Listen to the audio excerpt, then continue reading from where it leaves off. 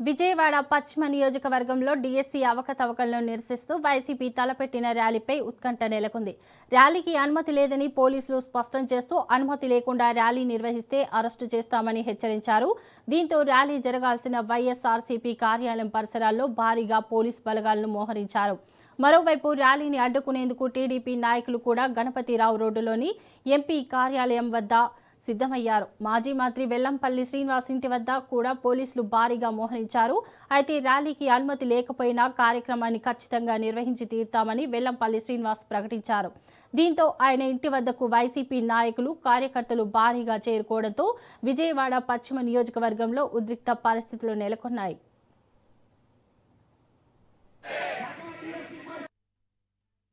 నిరుద్యోగ వృత్తి 3,000 రూపాయలు ఇస్తా అని చెప్పని 25 నెలలు అయినప్పటికి కూడా దాని గురించి అసలు పట్టించుకోకపోవడం.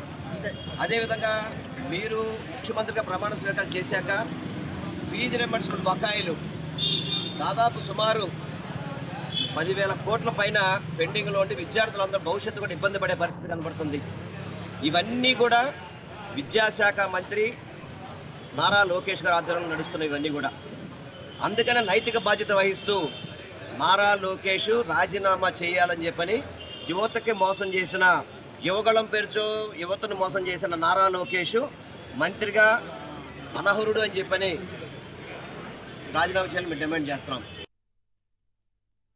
ఏదైతే యువతకి అన్యాయం జరుగుతుందో ఆ అన్యాయం మీద పోరాటానికి ఈరోజు మేము ఒక ర్యాలీని నిర్వహించుకుంటుంటే కూటమి నాయకులు పక్షపూరితమైన కుట్రపూరితంగా ఎట్టి పరిస్థితుల్లోన ర్యాలీ జరగకూడదు అన్న ఒక దుష్ట ఆలోచనతో పోలీసు వ్యవస్థనంతా ఉపయోగించి ఈరోజు మా ర్యాలీని ఆపాలనుకుంటున్నారు. ఎట్టి పరిస్థితుల్లోన వాళ్ళు ఎన్ని కుట్రలు ఉన్నా, ఎన్ని కుట్రలు చేసినా ఈ ర్యాలీ ఆగదు.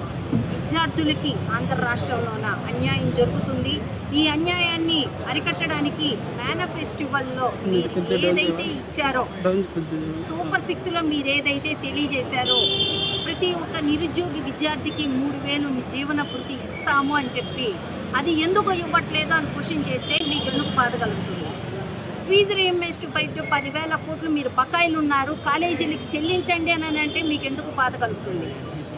ఈ రకంగా పిల్లల్ని డిఎస్సి ద్వారా స్పోర్ట్స్ కోటా అని చెప్పి ఈరోజు పిల్లల జీవితాలతో ఆడుకుంటుంటే, నిరుద్యోగ విద్యార్థుల జీవితాలతో ఆడుకుంటుంటే మీరు న్యాయం చేయండి అని అంటే మీకు నడి ఒడ్డున ఏ రకంగా యువత అంతా కలిసి కేంద్ర ప్రభుత్వం మెడలు ఉంచారో అదే రకంగా ఆంధ్ర రాష్ట్రంలో కూడా త్వరలో మీ మెడలు ఉంచే విధంగా యువతంతా బయటకు వస్తుంది. జంజీర్ అన్నది ఆంధ్ర రాష్ట్రంలో ఏ రకంగా ఉంటుంది?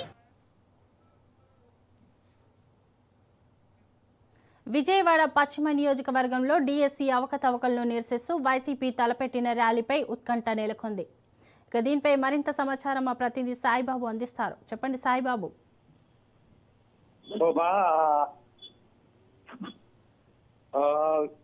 ఎన్టీఆర్ జిల్లా పశ్చిమ నియోజకవర్గంలో వైసీపీ ర్యాలీని అడ్డుకోవడానికి ఇప్పటికే టీడీపీ నాయకులు గణపతిరావు రోడ్లోని ఎంపీ కార్యాలయంలోకి టీడీపీ నాయకులు సిద్ధమయ్యారు.